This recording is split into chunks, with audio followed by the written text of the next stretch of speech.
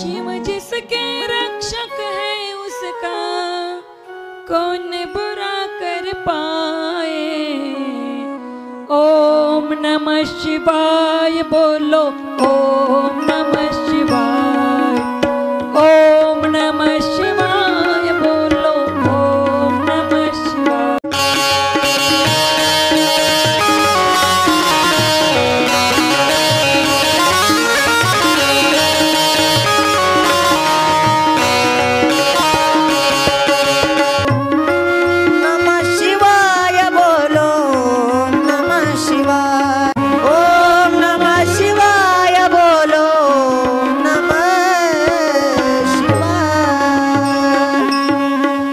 ज्या कथा आल्या त्या सर्व अत्यंत प्रेमाने श्रवण केलेले आहेत। त्यामध्ये गणेशजींचा जन्म, कार्तिकेयांचा जन्म, गणेशजींचं लग्न आणि कार्तिकेयांचं रुसून रागावून पर्वतावर निघून जाणं आणि फक्त आपल्या आईवडिलांना ते 15 दिवसातून एकदा भेटतात। अशा प्रकारे आपण या ठिकाणी कुमारखंडामध्ये कथा पाहिलेली आहे। आपण काय ऐकतोय? श्री शिवपुराण कथा ऐकतोय। का ऐकायची कथा? जीवाचा उद्धार करणारी ही कथा। त्या भगवान परमात्म्याला अनुभवायचं असेल, त्याच्यावर प्रेम करायचं असेल तर भगवंताच्या कथेशिवाय पर्याय नाही, हे आपल्याला समजलं पाहिजे। तुकोबराय म्हणतात, तुका म्हणे जन्मा आल्याचे सार्थक, विठ्ठलची एक देखील। त्या विठ्ठल भगवंताला पाहिलं ना, त्या पांडुरंग परमात्म्याला पाहिलं ना, तर जीवनाला आल्याचं सार्थक होतंय। बरं नुसतं पाहायचं का? नवरा मुलगा नवरी मुलगी एकमेकांना पाहायला आले, नुसतं पाहून तसंच ठेवायचं असतं का? पुढे लग्न जमवायचं असतं। पसंत पडल्यावर जमवल्यानंतर सुपारी फोडायची असते, सुपारी फोडल्यानंतर कुंकू टिळा करायचा असतो आणि कुंकू टिळा केल्यानंतर लग्नाच्या आदल्या दिवशी हळद आणि मग लग्न, मग त्या ठिकाणी सत्यनारायण भगवंताची पूजा आणि त्यांच्या संसाराला सुरुवात। एवढ्या घटना येतात। कधी मुलगा मुलगी एकमेकांना पाहिल्यानंतर, देवाला पाहिल्यानंतर पण काहीतरी करायला पाहिजे की नाही? नुसतं पाहायचंय का? नुसतं पाहायचं नाही ना। ज्ञानोबराय म्हणतात, देवाची द्वारी उभा क्षणभरी, तेने मुक्तिचारी साधिल्या। नुसतं पाहायचं नाही, त्याच्या द्वारामध्ये उभा राहायचंय। किती वेळ? किती? क्षणभर। देवाची द्वारी उभा क्षणभरी, देवाची द्वारी उभा क्षणभरी।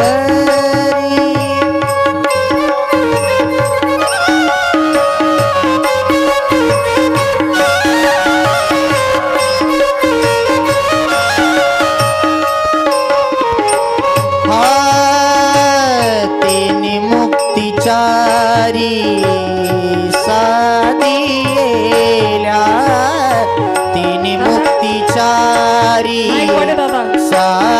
साधियेल्या, हरी मुख्य मना, हरी मुख्य मना, हरी मुख्य मना, हरी मुख्य मना।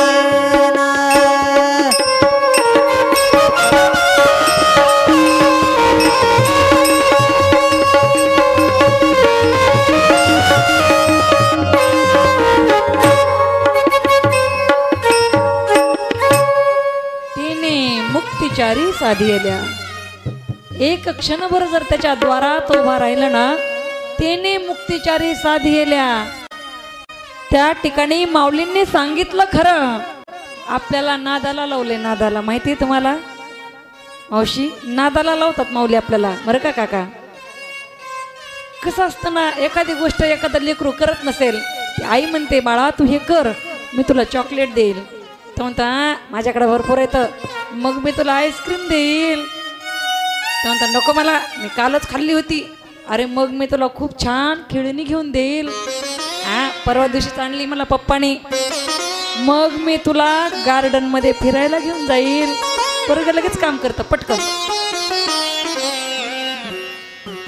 नादाला लावावं लागतंय बरं का. तेच माऊली म्हणतात सुरुवातीला देवाची द्वारी उभा क्षणभरी आणि तेने मुक्तिचारी साधियल्या. आणि तेच माऊली पुन्हा म्हणतात रिकामा अर्ध घडी लटिका व्यवहार, लटिका व्यवहार सेवा संसार माया येर झार हरी विना के माना हरी मुके माना हरी माना हरी मुके मना.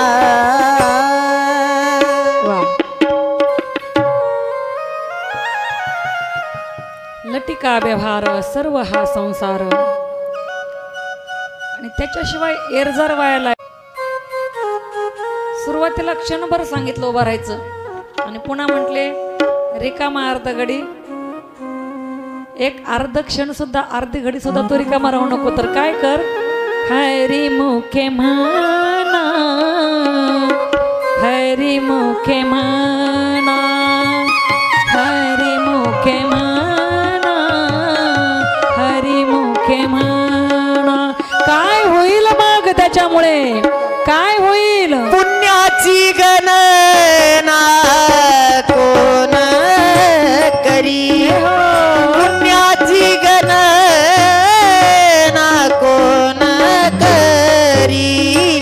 हरी मुके माना, हरी मुके माना, हरी मुके माना, हरी हरी हरी मुके माना.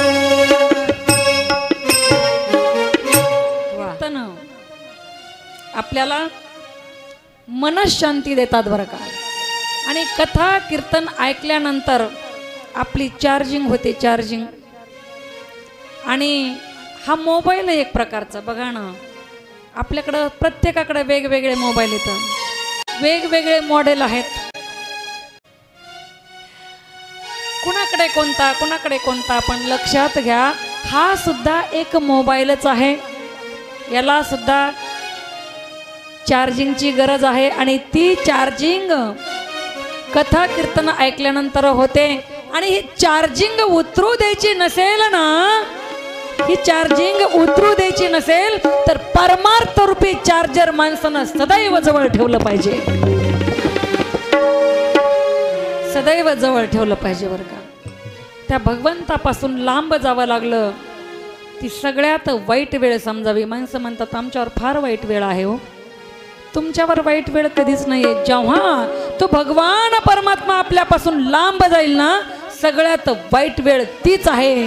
ज्या दिवशी आपण त्याचं नामस्मरण घेणार नाही, सगळ्यात वाईट वेळ तीच आहे. आणि सगळ्यात उत्तम वेळ, उत्तम दिवस, उत्तम महिना तो आहे ज्या दिवशी भगवंताचं निरंतर ध्यान आपण करू. तो सर्वात उत्तम दिवस आहे, तो सर्वात उत्तम दिवस आहे. आणि नेहमीच सत्संग प्रिय असणारे शौनकादिक ऋषी प्रयाग क्षेत्राच्या गंगा यमुना सरस्वतीच्या किनाऱ्यावर असणाऱ्या ज्ञान भक्ती वैराग्याने प्रफुल्लित झालेले शौनकादिक ऋषी असणाऱ्या सूत महर्षींना विचारतायत. कुठलाही खंड समाप्त झाल्यानंतर प्रत्येक वेळी शौनकादिक ऋषी प्रश्न करतात सूतजींना की भगवान महादेव कसे आहेत. भगवान महादेव कसे आहेत. आणि शौनकादिक ऋषी प्रश्न करू लागले, हे सूत श्रेष्ठा, हे ज्ञान भास्करा, हे दिव्य तेजोमय निधी गुरुवर्य सूतजी महाराज, कृपा करून आम्हाला सांगा, ज्या भगवान महादेवाची स्तुती आपण गात आहात, आराधना आपण करायला सांगत आहात, अनेक कथामृत आम्हाला सांगितलं, ते महादेव कसे आहेत. सूतजी महाराजांना शौनकादिक ऋषी विचारतायत, सांगा ना तो शिव कसा आहे, ते महादेव कसे आहेत, कृपा करून आम्हाला सांगा. तेव्हा सूतजी सांगू लागलेले आहेत, वंदे महानंदामनंत महेश्वरम सर्वविभुम महांतम गौरी प्रियम कार्तिकम विघ्नं राजम समुद्रभवं शंकरम महीदेवम.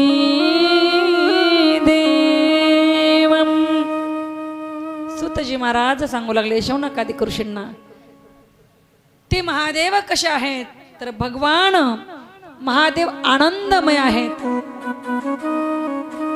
तुमचा आमचा आनंद क्षणिक आहे, संपणार आहे, पण भगवान महादेव असे आहेत की त्यांचा आनंद, ते आनंद स्वरूप आहेत, त्यांचा आनंद संपत नाही. कसे ते सच्चित आणि आनंद स्वरूप असणारे ते भगवान परमात्मा आहेत. आणि आपण लोकांना आवडतो बरं का, बाहेर गेलो की आपण आवडतो, पण खऱ्या अर्थानं आपल्या घरच्यांना आपण अगोदर आवडलो पाहिजे. घरच्यांना आपण आवडलो पाहिजे. काही बायका पण म्हणतात, बाहेर ना आमचे ते गुळाची ढेप आहेत, आमचे ते बाहेर गेले का गुळाची ढेप आहेत, पण घरात आला का लिंबाचा कडूझार पालाच. बरोबर आहे ना आजी, आमचे ते बाहेर गेलं की मावशी गुळाची ढेप आहेत, घरात आलो का लिंबाच्या पाल्यापेक्षा पण कडूही माणूस असतात. काही काही अशी माणसं. पण सूतजी महाराज सांगतायत महादेव कसे आहेत बघा ना. गौरी प्रियम, त्या गौरीला अतिशय प्राणाहून प्रिय असणारे महादेव आहेत. बघा काही काही लेकरांना सुद्धा वाटतं बाप जास्त त्रास द्यायला लागला का. वास्तव आहे हा हे, बघा पटेल न पटेल तुम्हाला वास्तव आहे.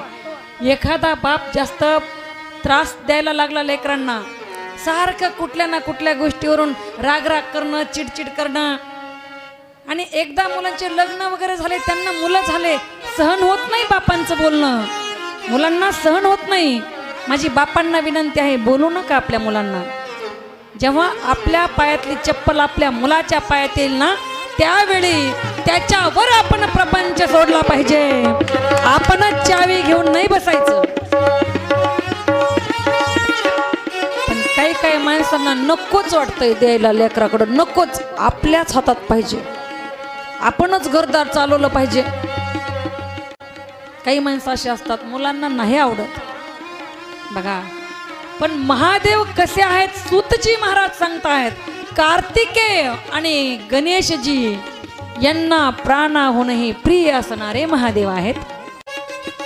समुद्र भवम मादिदेवम, सर्व देवादिदेव ते महादेव आहेत असं वर्णन त्या ठिकाणी सूतजी महाराज शौनकादिक ऋषींना सांगतात.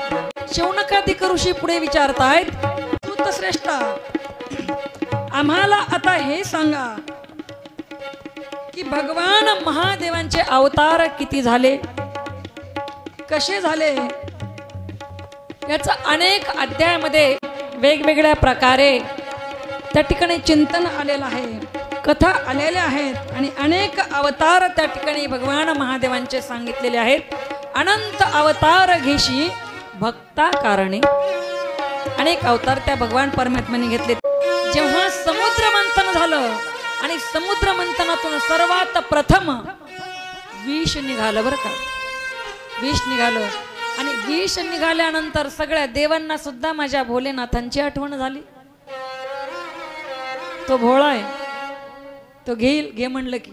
सर्व देवतांनी विनंती केली, हात जोडले, हे शिवजी हे काम तुमच्याशिवाय कुणी करू शकत नाहीये, तुम्हाला हे विषपान करावं लागेल. आणि तेव्हा भगवान महादेवांनी ते विष प्राशन केलं. कसं प्राशन केलं ऐका ना. भगवान महादेवांनी गिरीश पोटातही जाऊ दिलं नाही आणि ओठावरही राहू दिलं नाही. ऐका, फार मोठा संदेश या कृतीतून भगवान महादेव आपल्याला देत आहेत बरं का. एखाद्या बद्दल विष आपल्या पोटातही नसावं आणि आपल्या ओठातही नसावं. असेल ना तुमच्याकडे एखाद्या विषयी विष, तिरस्कार, द्वेष, तर तो फक्त इथं कंठातच ठेवावा, बाहेरही काढू नये आणि आतमध्येही ठेवू नये. भगवान महादेवांनी हे विष पिलेलं आहे, परंतु पोटात न जाऊ देता, ओठात न राहू देता ते कंठामध्ये धारण केलं. म्हणून भगवान परमात्म्याला एक निळकंठ असं हे नाव पडलेलं आहे. बोला निळकंठ भगवान की जय. आणि हे अर्धनारी नटेश्वर अवतार केव्हा झाला, जेव्हा भगवान महादेवांनी ब्रह्मदेवांना सांगितलं, ब्रह्मदेवाची उत्पत्ती करून ब्रह्मदेवांना सांगितलं की आता या सृष्टीची रचना तुम्ही करा. ब्रह्मदेवांना आदेश दिला सृष्टी निर्मितीचा आणि ब्रह्मदेवांनी समस्त सृष्टी निर्माण केली. पण स्त्री आणि पुरुष काही निर्माण होत नव्हते. तेव्हा ब्रह्मदेवांनी महादेवाची आराधना केली. स्त्री आणि पुरुषांची उत्पत्ती कशी झाली पाहिजे, तर पुरुष आणि प्रकृती यांच्या संयोगाने ही उत्पत्ती होईल. आणि तेव्हा भगवान महादेवाची आणि प्रकृतीची आराधना केल्यानंतर भगवान महादेव अर्धनारी नटेश्वराच्या रूपात अवतरित झाले, प्रकट झालेले आहेत. आणि या अवताराला अर्धनारी नटेश्वर अवतार असं संबोधलं. बोला अर्धनारी नटेश्वर भगवान की जय. भगवान महादेवांचं अर्ध शरीर हे पुरुषाचं आणि अर्ध शरीर हे नारीचं, त्या अवताराला आपण अर्धनारी नटेश्वर असं म्हणतो. तेव्हा महादेवांनी सांगितलं की दोघेही माझ्यामध्येच आहेत. मीच पुरुष आणि मीच प्रकृती होऊन या सृष्टीचा निर्माता आहे. या सृष्टीला पुन्हा जन्माला मीच घालतोय, हा संदेश त्या ठिकाणी महादेव देतात. आणि मग मनु आणि शतरूपा यांच्या वंशावलीचा विस्तार त्या ठिकाणी झालेला आहे. पुढे वर्णन करतात की भगवान महादेवांचे अवतार पाहतोय आपण. अवतार पुढे शौनकादिक ऋषी विचारतात, आणखी आम्हाला कोणकोणते अवतार झाले ते सांगा. सूत महाराज सांगतायत की पुढे हिमाचल प्रांतामध्ये शिलाद नावाचे एक ऋषी होते. काय ऋषींचं नाव?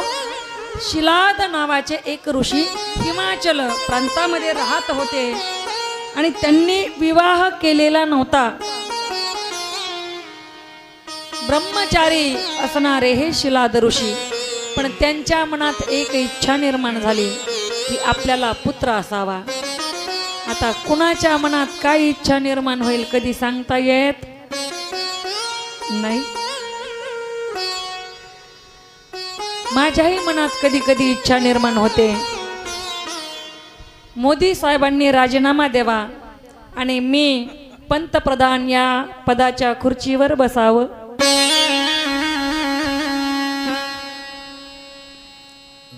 बरं राहू द्या मोदी साहेबांची जागा त्यांच्यासाठी, पण मुख्यमंत्र्याची तरी मला जागा भेटावी. मी इच्छा करते ताई, सुरेखा ताई, मी करते इच्छा. अहो काहीही इच्छा केल्यानं कुठे पूर्ण होत असतं का? जी इच्छा आपल्या आवाक्यामधली आहे ती माणसानं करावी. आपल्याकडे एक मन आहे, अंथरूण पाहून पाय पसरावेत, बरोबर आहे. पण मला असं वाटतं बरं का, या म्हणीच्या थोडंसं पुढे जाऊन बोलेल मी. ऐका ना, माझे वडील नेहमी म्हणतात बरं का, माझे वडील या ठिकाणी उपस्थित आहेत आणि खऱ्या अर्थानं माझ्या घडण्याच्या मागे माझ्या गुरुवर्य माझ्या आजी हरिभक्तपरायण प्रयागबाई महाराज माने ज्यांचा कृपाशीर्वाद माझ्या डोक्यावर आहे आणि माझे वडील आदरणीय दादारावजी खांडे पाटील साहेब म्हणून ज्यांना सगळेजण ओळखतात आणि माझी आई माझे पती माझे गुरु आहेत. या सर्वामुळं मी माझ्या जीवनामध्ये आज ज्या पदाला आहे तिथपर्यंत पोचलेली आहे बरं का. म्हणून माझे वडील नेहमी म्हणतात आणि माझे पती सुद्धा नेहमी मला म्हणायचे, माझे पती मला म्हणायचे आणि माझे वडीलही म्हणतात, अरे तुला जेवढे पाय पसरायचेत ना तेवढे तू पाय पसर, अंथरूण लांबवण्याचा प्रयत्न मी करेल, तुला जेवढे पाय लांबवायचे तेवढे लांबव, जेवढं मोठं व्हायचंय.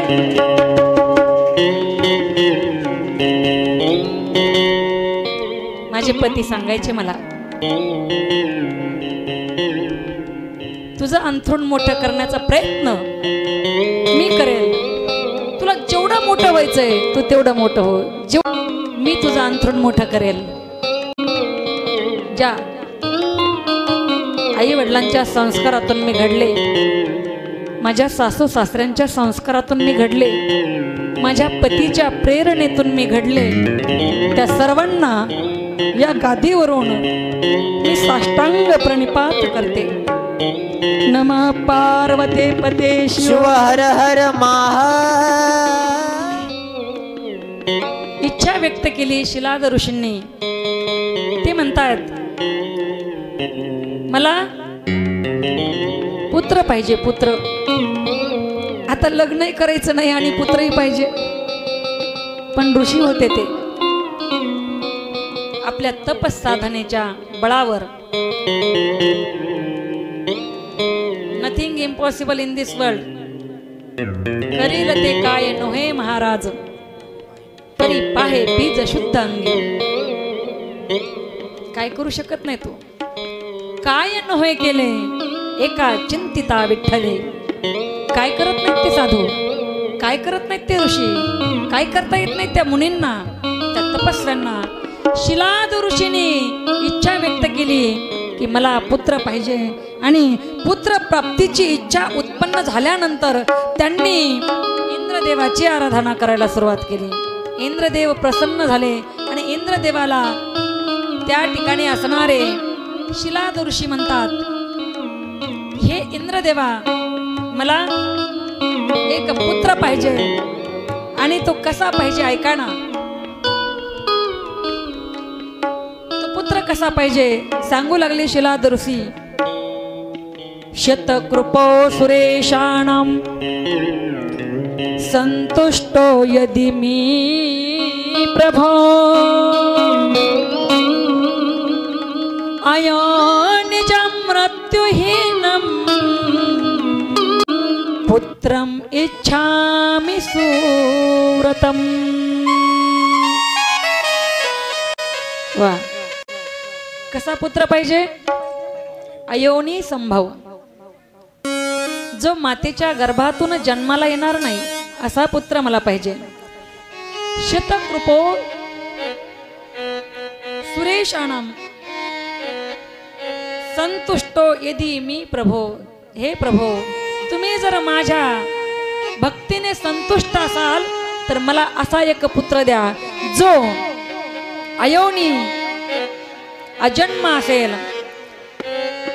आणि पुढे ऐका ना, त्याला मरणही नकोय असा पुत्र तुम्ही मला द्या. पुत्रम इच्छामि सुव्रतम, अशी इच्छा मी व्यक्त करतोय, तेव्हा तुम्ही मला असा पुत्र द्यावा. इंद्रदेव म्हणू लागले,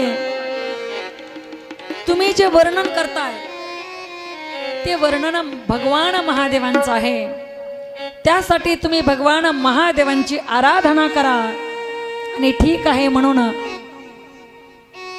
शिलाद ऋषी भगवान महादेवाची आराधना करू लागले, भक्ती करू लागले.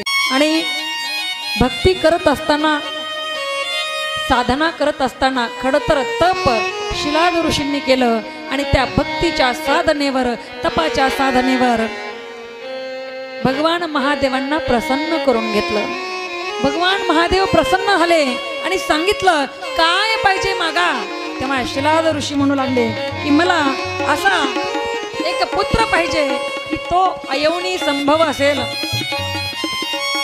आईच्या गर्भातून जन्मलेला नकोय आणि ज्याला मरण नसावं असा पुत्र तुम्ही मला द्या. तेव्हा त्या शिलाद ऋषींचं शरीर अतिशय कृश झालेलं होतं बरं का.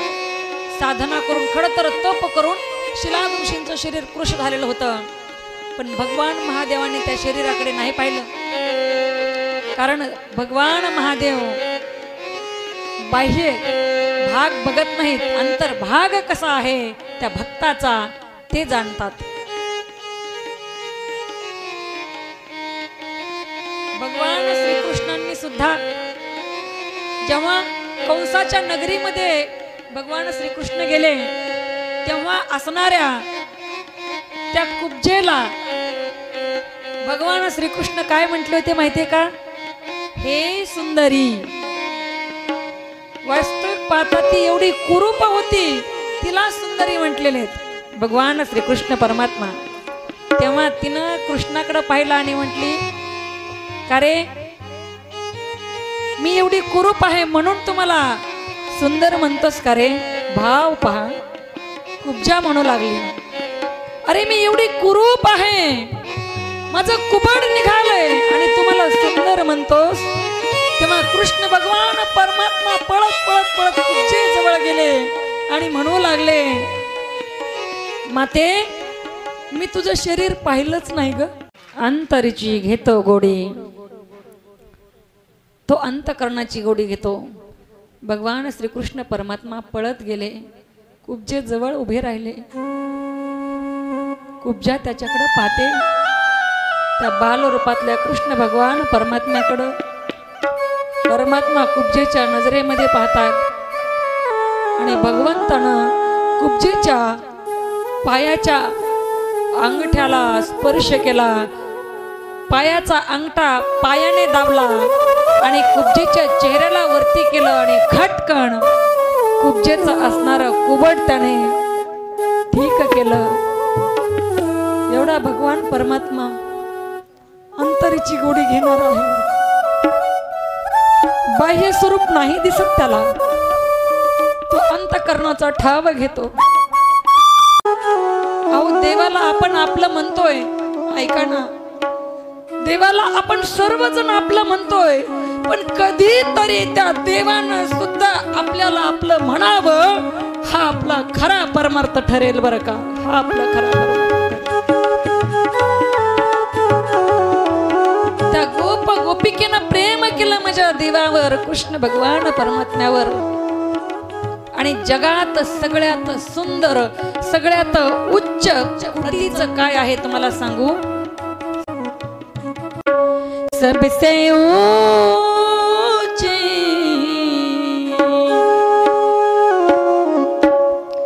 सबसे ऊंची,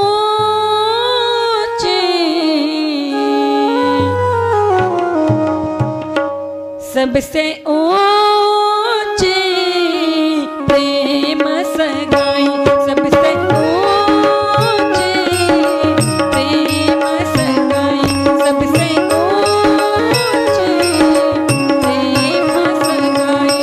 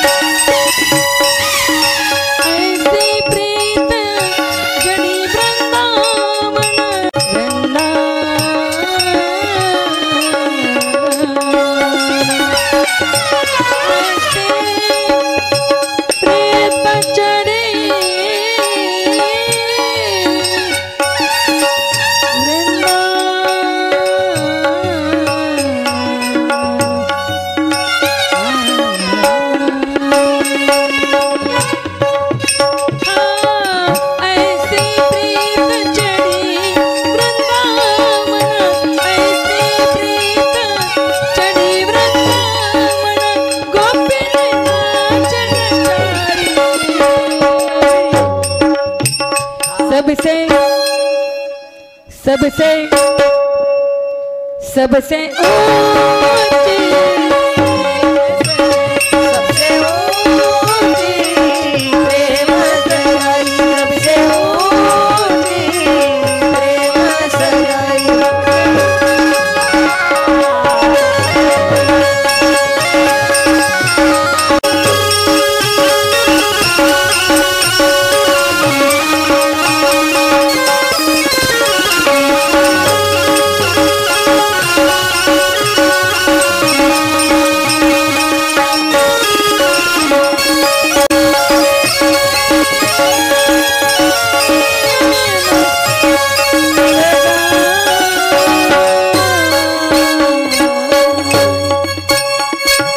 प्रेम सगाई सगळ्यात उच्च कोटीचं काय आहे तर ते प्रेम आहे आणि ते कुणीही कुणावरही करावं बरं का.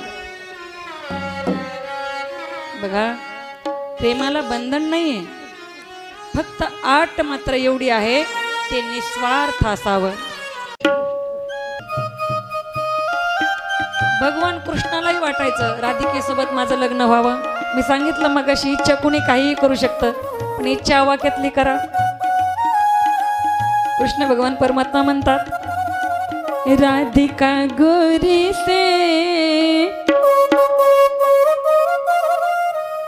बिरज की छोरी से मैया रचाले मेरो ब्याह. राधिका गोरी से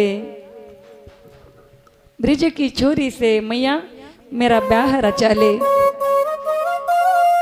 कृष्ण भगवान परमात्मा म्हणतात मी सांगेल तुम्हाला, तो विधाता असला तरी सुद्धा त्याच्या मनाने त्यालाही कधी कधी वागता आलेलं नाही. तो स्वतः म्हणतो मैं विधि का विधाता होकर भी अपनी मर्जी न कर सका. चाहती मुझे मीरा थी, मैं राधे को चाहता था मगर मैं हो रुक्मिणी का गया. तो म्हणतो बघा माझं राधेवर प्रेम होतं, मीराबाईचं भगवंतावर एवढं प्रेम होतं, पण तरी सुद्धा देवाला कुणाचं व्हावं लागलं, रुक्मिणीचं. पहा आणि म्हणून आपण केलेल्या इच्छा होतीलच पूर्ण असं नाही, पण त्यासाठी प्रयत्न करणं सोडायचं सुद्धा अजिबात नाही. नमः पार्वती पते शिव हर हर महादेव. आणि खऱ्या अर्थानं त्या ठिकाणी त्या कुब्जेचा उद्धार भगवंताने केलेला आहे. सुंदर दिव्य स्वरूप तिला प्राप्त करून दिलं. आणि भगवान परमात्मा कधीही अंतरंग पाहतात, वरतून माणूस कसा आहे त्याला काही घेणं देणं नाहीये. एक गोष्ट लक्षात ठेवा, महाराज सुद्धा 2 तास कीर्तन करतात, 2 तास काय बोलतात एवढंच बघू नका. सुंदर साडी घालतायत महाराज, सुंदर ड्रेस घालतायत, सुंदर फेटा बांधतायत, सुंदर उपरणं घेतायत महाराज. 2 तास कीर्तन महाराज कसं करतोय यापेक्षा उरलेले तो 22 तास काय करतोय हे सुद्धा आपण पाहणं गरजेचं आहे. बरोबर आहे. नुसता मोठ्या गाडीत महाराज आलाय, दिसला की पडपाय, अरे त्याचे पाय तितके पवित्र आहेत की नाहीत हे सुद्धा पाहून घ्या. आज ती सुद्धा वेळ आलेली आहे बरं का. आपलं अनमोल असणारं हे मस्तक कुणापुढेही नतमस्तक करायचं नाही, कुणाचंही हस्तक कधी व्हायचं नाही. आणि त्याच्या पुढे जाऊन सांगू एक गोष्ट बोलू, ज्याच्या घरात पुस्तक असतात ना ती माणसं, कारण पुस्तक हे जगायला शिकवतात, ज्ञान देतात. आणि मी तर नेहमी म्हणत असते, ज्याच्या घरात नाही पुस्तकांचं कपाट त्याचं घर सपाट. पुस्तक पाहिजेत, कारण माणसाला बुद्धिवान फक्त 2च गोष्टी बनवतात, एक वाचलेली पुस्तकं आणि दुसरं अनुभवलेली माणसं. बस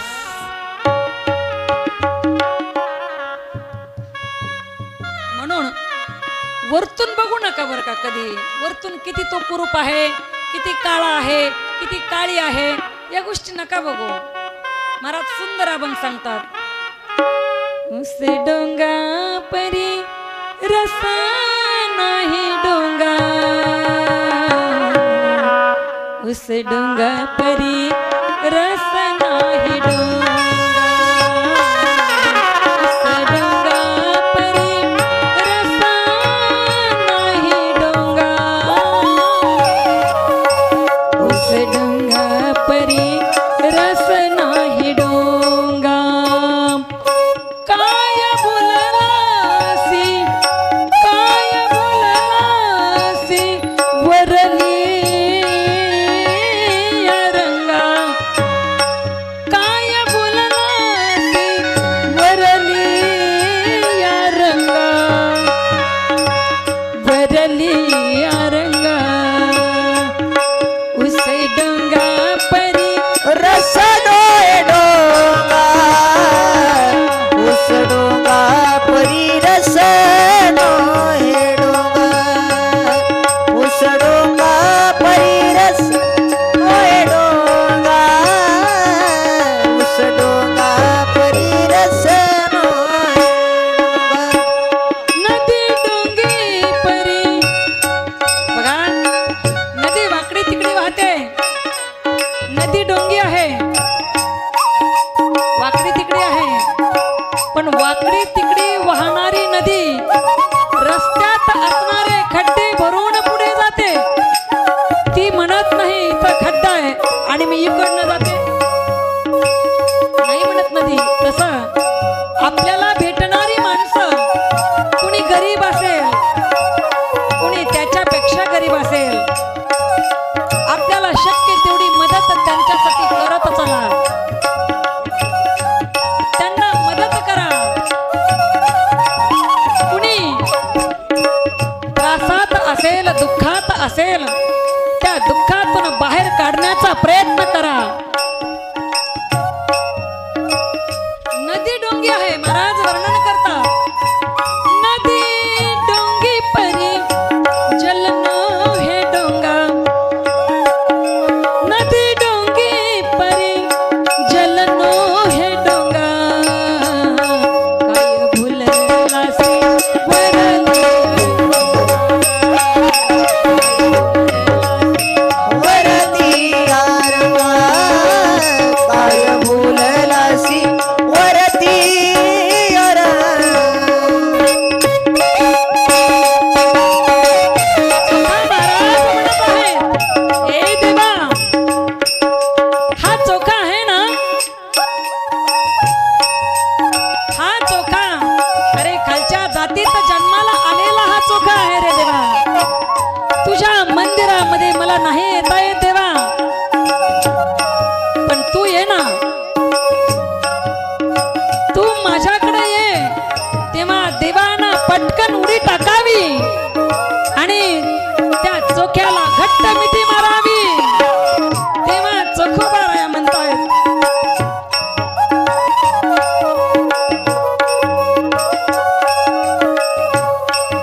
आचा परी. देवा हा चोखा डोंगा आहे, हा चोखा डोंगा आहे रे देवा. तुला देण्यासाठी माझ्याकडं काहीच नाही रे देवा, आणि तुझ्या पायरी जवळ सुद्धा येण्याचा मला अधिकार नाहीये रे देवा, नाहीये. चोखा या नावाचा अर्थ काय होतो माहितीये तुम्हाला? जो चोख आहे ना, चोख, जो चोख आहे ना परमार्थामध्ये, त्याचं नाव चोखा, त्याचं नाव चोखा, त्याचं नाव चोखा आहे. चोखोबाराय म्हणतात. देवा हा चोखा फार खालच्या दर्जाचं काम करतो. मेलेली गुरं ओढून त्यांना गावाबाहेर हा चोखा नेतो. कुणाच्याही घरी खालच्या दर्जाचं काम करून हा चोखा आपला उदरनिर्वाह भागवतो. देवा हा चोखा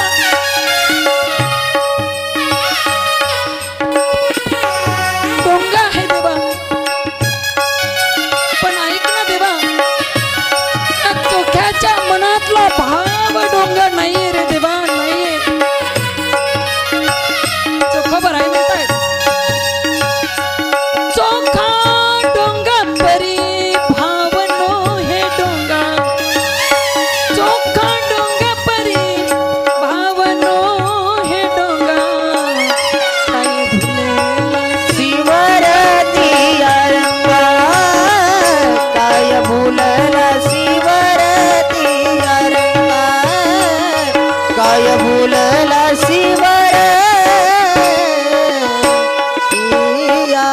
रंगा चोखा डोंगा परी भावनो हे डोंगा काय भुललासी वरलिया रंगा काय भुललासी वरलिया रंगा.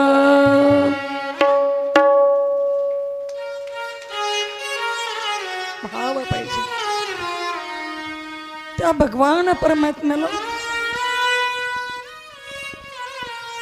भाव पाहिजे.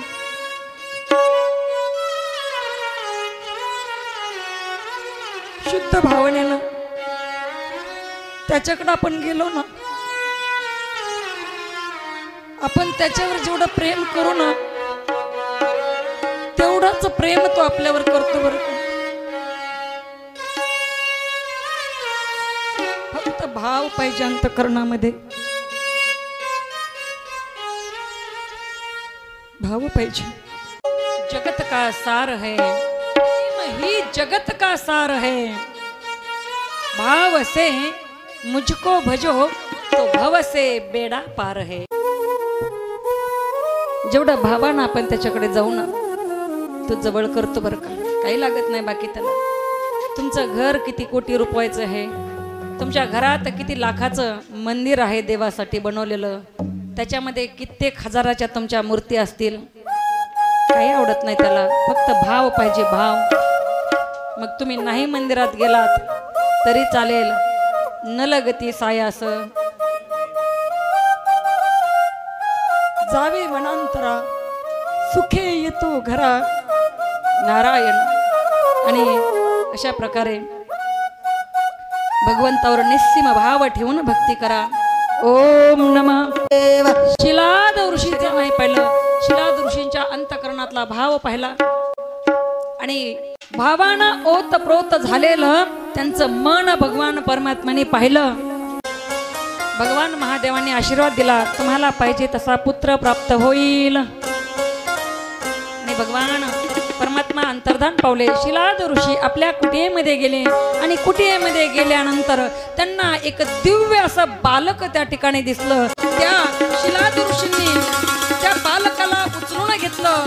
अयवनी असणारा जन्म त्या बालकाचा होता आणि भगवान महादेवांनी आशीर्वाद वरदान त्या बालकाला दिलेलं होतं शिलाद ऋषींनी. आणि त्या बालकाचं नाव नंदेश्वर अशा प्रकारचं ठेवलेलं आहे.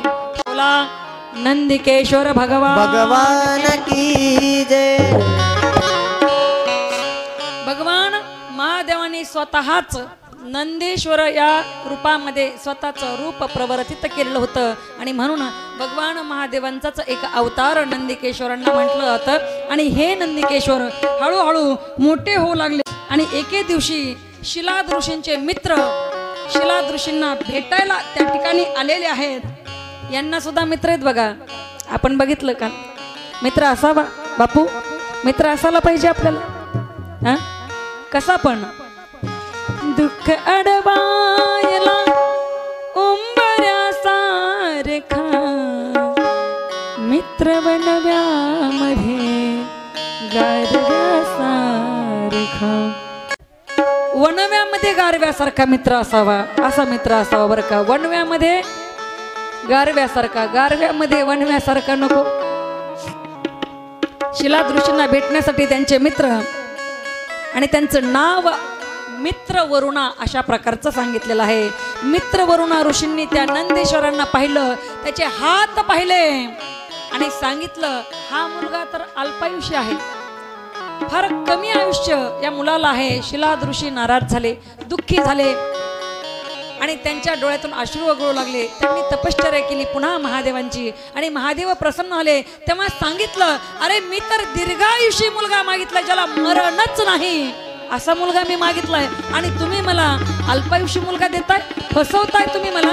भगवान परमात्म्याला त्या ठिकाणी शिलादृषी बोलू लागलेले आहेत. आणि तेव्हा भगवान महादेवांनी सांगितलं, हा पुत्र जो आहे त्याला अल्पायुष्य नाहीच आहे, तो त्या ठिकाणी दीर्घायुषीच आहे, परंतु ही सगळी लीला आहे. कारण त्याच्याकडून मला नामस्मरण करून घ्यायचंय, त्याच्याकडून भक्ती करून घ्यायची, म्हणून मित्रवरुणा ऋषींना सांगून त्या ठिकाणी हे कार्य केलेलं होतं. मग अर्थात त्यांना कळलेलं आहे. आणि त्या मित्रवरुणा ऋषींनी सुद्धा आणि शिलाद ऋषींनी सुद्धा त्या नंदेश्वरांना महामृत्युंजय जाप करायला सांगितला. महामृत्युंजय जाप त्या ठिकाणी नंदेश्वरांनी केलेला आहे. आणि महादेवांनी सांगितलं, आयुष्य कमी वगैरे काहीच नाही, यांच्याकडून हे पुण्य करून घ्यायचं होतं, यांच्याकडून हे श्रद्धा भक्तीने या गोष्टी करून घ्यायच्या होत्या, नामस्मरणाला सर्वांना लावायचं होतं, म्हणून हे केलेलं आहे. आणि मग नंदेश्वर दीर्घायुष्य आहेत असं सांगितलं. नंदेश्वरांनाही आनंद झाला, शिलाद ऋषींना सुद्धा आनंद झाला. आणि त्या ठिकाणी नंदेश्वरांनी पुन्हा महादेवांच्या समोर हात जोडून विनंती केली. महादेवाची विनंती करतायत नंदेश्वर की हे भगवान महादेवा, तुमच्याच कृपेने माझा जन्म झाला आणि आता तुमच्याच कृपेने तुमचंच तेज मला या जन्मामध्ये या नंदेश्वराच्या रूपात भेटलं. आता एक विनंती मला करायची आहे. ती विनंती अशी आहे की आता मला तुमच्यापासून दूर लोटू नका, मला तुमच्या सानिध्यात राहायचंय, मला तुमच्या समोरच राहायचंय, मला तुमच्यापासून अजिबात वेगळं तुम्ही करू नका. बघा, ज्याच्यावर प्रेम जडतं ना तो सतत समोर असावा असं वाटतं बरं का. तो दिसावा तरी कुठून जाताना येताना. आणि नंदेश्वर म्हणतात, देवा मी आता तुझ्यापासून लांब राहू शकत नाही. संत महात्मे सुद्धा वर्णन करतात, देवाला म्हणतात, तुझ पाहता पाहता सामोरी दृष्टी न फिरे माघारी. म्हणजे माऊली तर म्हणाले, रूप पाहता लोचनी आणि सुख झाले हो साजन.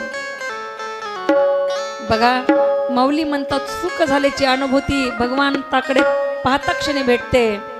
नंदेश्वर म्हणतात, देवा आता मला लांब लोटू नको, मला तुम्ही आता कधीच स्वतःपासून दूर करू नका. तेव्हापासून प्रत्येक महादेवाच्या मंदिरामध्ये नंदेश्वरांची मूर्ती अगदी महादेवांच्या समोर असते. बोला नंदेश्वर भगवान की. आता दृष्टी पुढे ऐसा चितूर आहे, जव मी तुझ पाहे. आपले येडे लेकर सुद्धा म्हणतात, तुम सामने बैठो मुझे प्यार करने दो.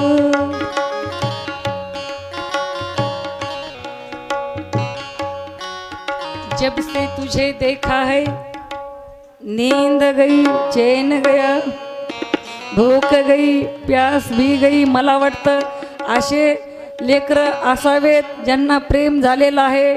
मग बऱ्याच प्रमाणात अन्नाची बचत होईल, कारण ते जेवत नाहीत. बऱ्याच प्रमाणात पाण्याची बचत होईल, कारण त्यांना तहान लागत नाही.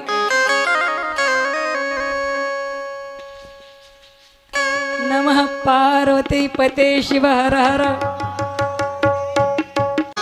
याचा अर्थ काय, ज्याच्यावर प्रेम जडतं ना त्याला पाहावं वाटतं, सतत तो समोर असावा वाटतो. भगवान नंदीश्वरांनी भगवान महादेवाच्या मंदिरामध्ये भगवान महादेवांच्या समोर स्थान मिळवलं महामृत्युंजय जपामुळं. आणि तो जप आपणही करूया. चला. ओम त्र्यंबकं यजामहे सुगंधिं पुष्टिवर्धनम्. ओम त्र्यंबकं यजामहे सुगंधिं पुष्टिवर्धनम्. उर्वारुक्मिव बन्धना मृत्युं मुरुच्यमामृताम्.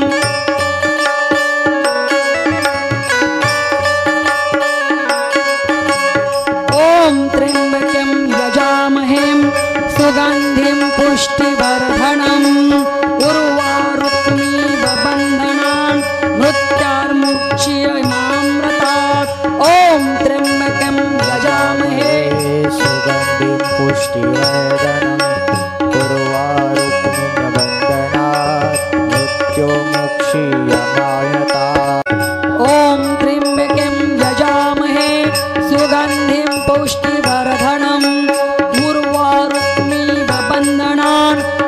मृत्यार्मुक्षी यमा ओम त्र्यंबकं यजामहे सुगंधिं पुष्टिवर्धनं रुक्मीवबन्धनान् मृत्यार्मुक्षी यमामृतात् ओम नमः पार्वते पते शिव हर हर महादेव.